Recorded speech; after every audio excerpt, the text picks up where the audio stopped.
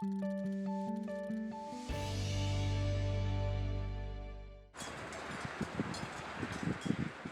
us back to that day for you, and now it's 10 years ago.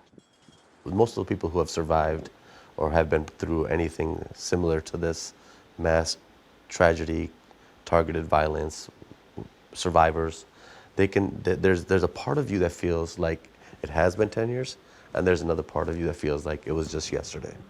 And I think that when you're in that facility, when you smell the smells, when you have the feeling of that atmosphere, when we're at the temple, it's difficult because there's an intentional reclamation that needs to be done.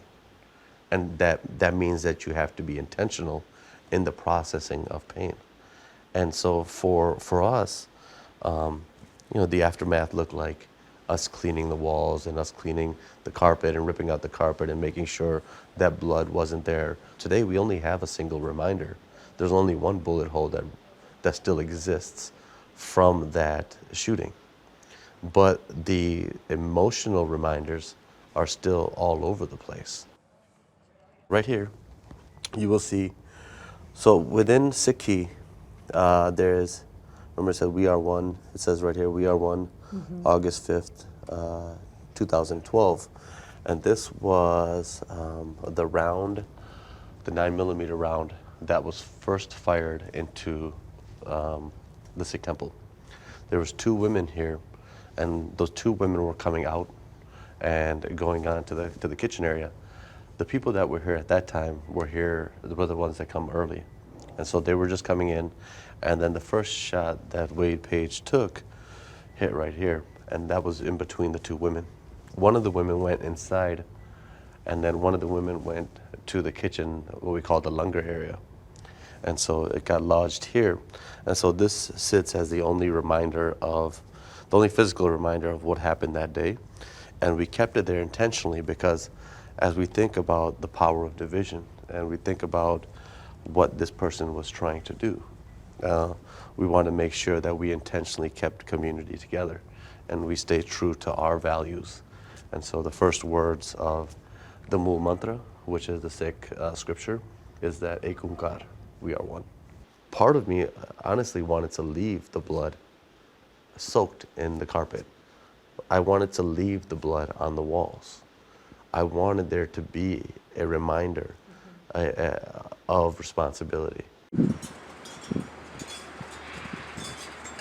Every Gurdwara in the world, every Sikh temple in the world has 4 doors.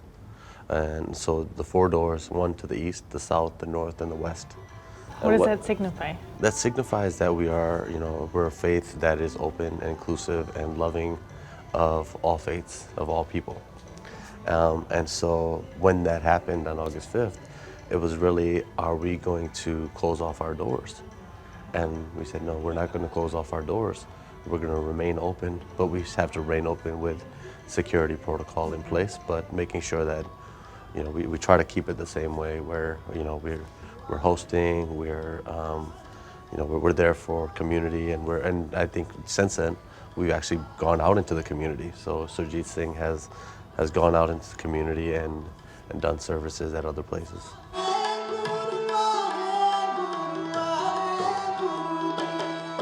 A lot of times when we've talked about PTSD, we've talked about it from an individual sense. But the very real reality is that the mental health world is starting to understand communal PTSD. And when a community is targeted, everyone in that community starts to feel it. So I saw within the days after of this extreme hypervigilance of people kind of making sure that everything was okay, of tentatively coming back to their place of worship and trying to reclaim it, but yet still, there was an uneasiness. And I think that part of that was that defiant spirit that I felt of saying, no, we need to reclaim our place, not only in this, in Oak Creek and at the Sikh Temple, but we need to reclaim our place in America. I thought about the kids who are growing up right now, who are 10, 12, just coming to this country, and thinking to them and saying, okay, if they're scared because of what happened, then the terrorist won. But if we can lovingly challenge ourselves out of this place of trauma, then we won. I could not let down an entire future generation of kids that come to this temple and say, you know what, we can do this. In fact, it's written in our faith that we have to do this. And so within Sikhi and Sikhism, there's a spirit that we call, and it's called Chardi Kala. And Chardi Kala basically means to be relentlessly optimistic. And the whole saying goes, Nanak Naam Chardi Kala Tere Bane Sarbat Tapala. And when people say the whole quote, this is what we say before we leave from service every single day. Every single time we have a service, we say this. These are the last words that we say before we leave. And basically what that whole saying says is, for the peace and prosperity of all mankind. Of all mankind. Not just our faith, but for the peace and prosperity of all mankind, we shall be relentlessly optimistic. Is that how you helped your family, especially through this? I think my family helped me more than I could help them. There's a certain strength and resilience in youth. Thinking back to that time, there was a lot of nights that I slept next to their bed.